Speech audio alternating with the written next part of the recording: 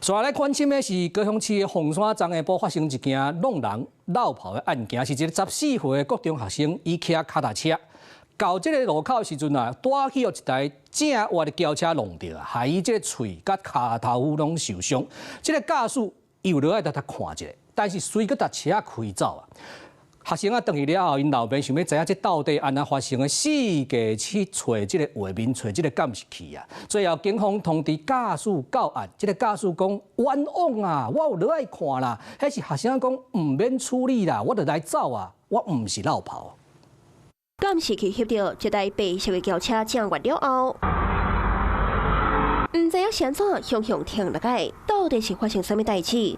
搁看一摆，轿车正弯的时，去弄到一个骑脚踏车的骑士。驾驶发现刚弄到，倒落车来查看，将脚踏车扶起来，竟然越头就做伊走。为了找到这个驾驶，伫这段画面公布进程，脚踏车骑士的老爸伫事发迄暝，一号一号去找监视画面。迄个囡仔车甲迄个驶迄台车人已经拢走啊，就是讲。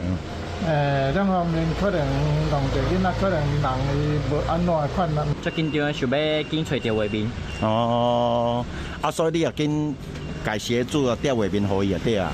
昨下晡4点外，高中生经过高雄凤山南京路甲开山路口，互轿车弄倒在地，加载人无安怎，也过驾驶掉速逃走。他想请问协助他起来，我说：“哎，你弟弟有没有怎样？有没有需要叫救护车？有没有需要报警？”他说：“不用，没有怎样。”请对方说他有先我请他来跟我对证。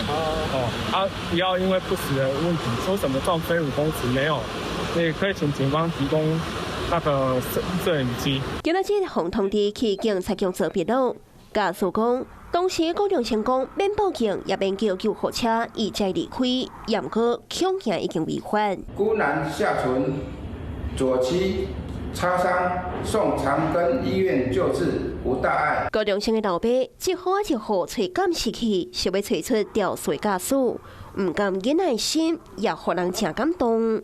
Hello， 我是蒋欣梅。想要抢先掌握最及时的新闻资讯吗？赶快订阅、按赞、开启小铃铛，锁定华视新闻 YouTube 频道。